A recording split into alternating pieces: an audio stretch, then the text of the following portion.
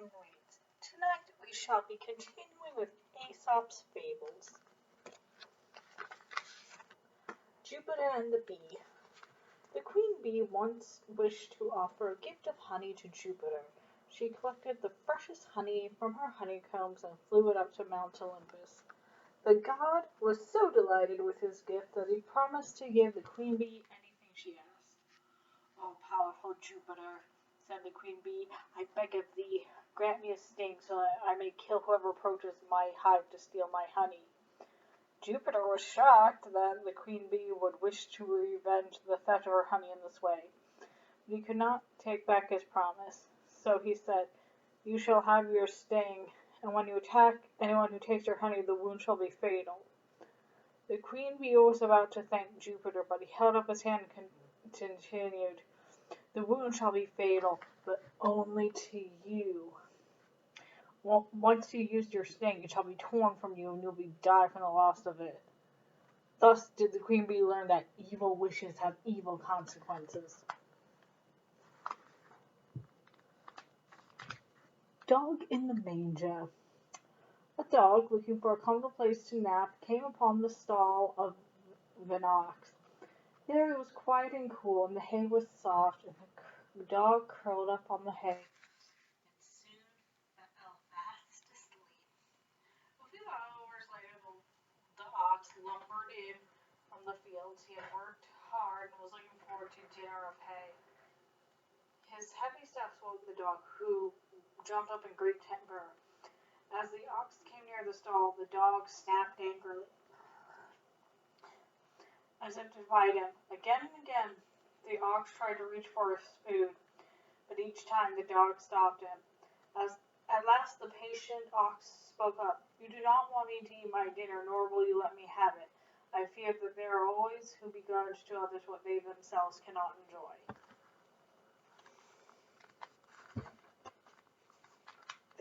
The Crow in the Pitcher. A crow, who was almost dying of thirst, came upon a pitcher which had once been filled with water. But to his dismay, the crow found that the water was so low he could not reach it. He tried with all his might to knock the pitcher over, but it was too heavy. Then he saw a pile of pebbles nearby. He took one pebble in his beak and dropped it into the pitcher.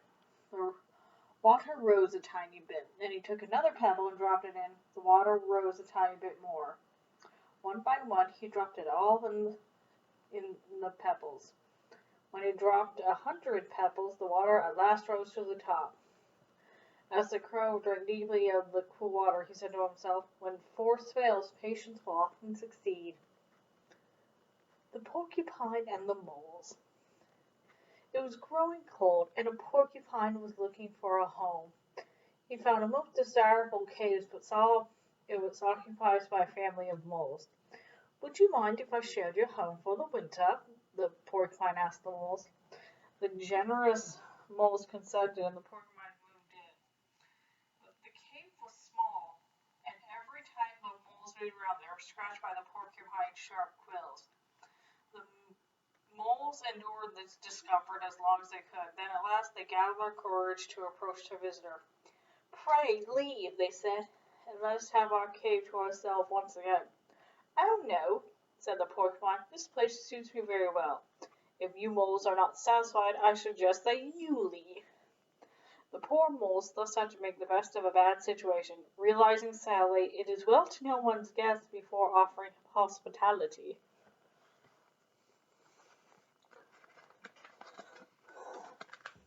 Hercules and the Waggoner. A wagoner was driving his wagon along a country lane when the wheels suddenly sank into a deep rut. The wagoner climbed down and stood looking helplessly at the wagon. Without attempting to lift the wagon out of the rut, he began to pray to Hercules, the god of strength, to come to his aid. Hercules heard the wagoner's cries for help. He called down from Mount Olympus, "Put your shoulders to the wheel, my man, before you pray me for help. It is well to try to help yourself before you ask the help of others." The Wolf and the Dog. One evening, a wolf met a big, well-fed house dog. He saw the dog wore a heavy collar around well, yet burdens you with a heavy collar. 'Tis my master, the house dog replied. I would not change places with you, my friend, the wolf said, nor wear your collar for any master, no matter how well he feeds me. The weight of the collar would spoil the appetite. Half a meal of freedom is better than a full meal in bondage.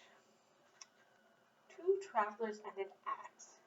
The two men were traveling together on a road. Suddenly one of them bent down to pick up something that was lying on the ground. Look, he said, I found an axe. No, my friend, replied the other, do not say I found an axe. What you say is we found an axe. They had not gone far when they heard a great shout. They looked to see the owner of the axe pursuing them. The man who had picked up the axe said, Alas, we are in trouble. Oh no, replied his friend, do not say we are in trouble.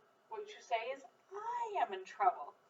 If you do not wish to share the prize, then do not expect to share the danger.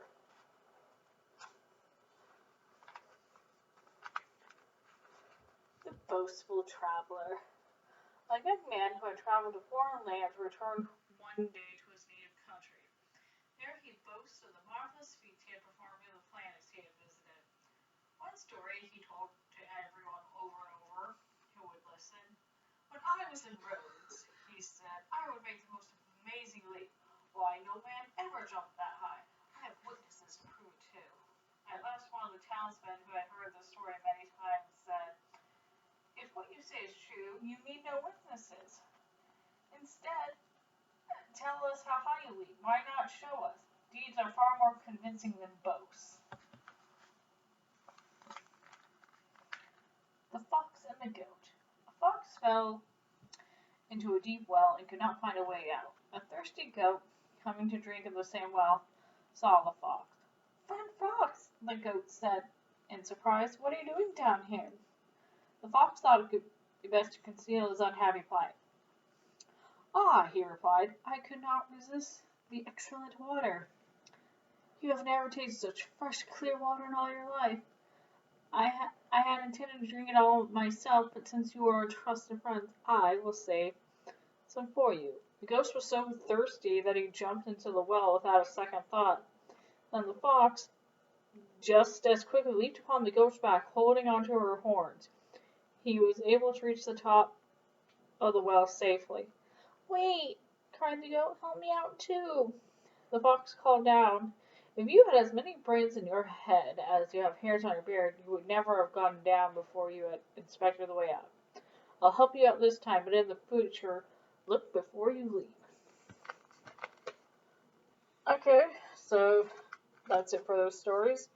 I'll see you next time.